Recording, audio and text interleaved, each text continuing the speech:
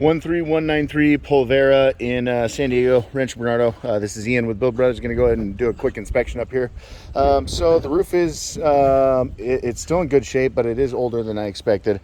These mortar flashings around each of these penetrations is actually just a sign of quite a bit of age on this roof, and so somewhere between that 20 and 25 year mark. We look at these T-tops and we see that they are definitely starting to fail. Water's going right in there each time it rains, so these need to be replaced. That looks like a dryer vent or maybe a bathroom fan. And then the mortar cracks. So on top of what we already discussed, I'm going to propose that we replace all of the mortar flashings around the roof with metal flashings, and that will get this roof, you know, another with the other repairs, hopefully another 10 years down the road before I need to replace it. But there's quite a few of them around the roof that need to be replaced. There's another one there. All the skylights appear to be in great condition, and the flashings around them look to be good. This is a attic vent. That's what we call a dormer style.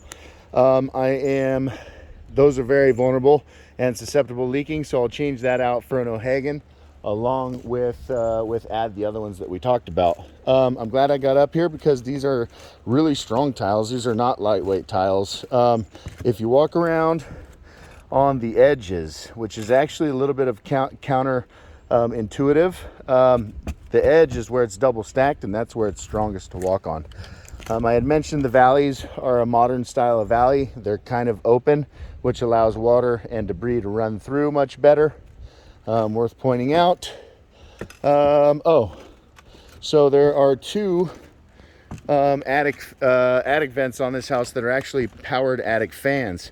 They should run off a thermostat, and as soon as the attic gets hot enough, they turn on. Well, it's hot out here today and they're not on, which means the motor's dead.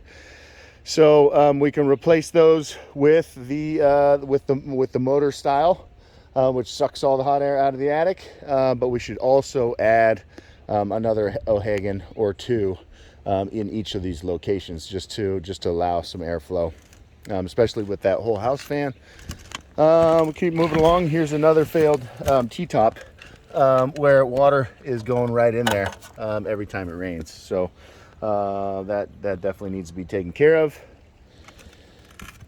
General condition, I mean, there's not a ton of broken tile. Obviously more over here where the solar install is, and knock on wood, I've been walking around up here and haven't broken any just yet. Here's another one of those powered fans. It's not on. I don't love the way that the solar installers flash this guy, but so be it. Oh, we got these two big heat vents, one here, one there. Those are typical of the furnace and water heater, and both of those really need proper flashing. I should be able to get to that one even with all that electrical conduit in place. I don't want to have to take all that off. You can see that these have been replaced with metal flashings, probably when the solar company took responsibility for re-roofing this section. This is the area where we need to add some ventilation for the whole house fan, and then figure out where the heck that leak is coming from the valley and from the skylight. Little broken tiles here and there, but for the most part, the flashing around the skylights looks good. Looks like it's working properly.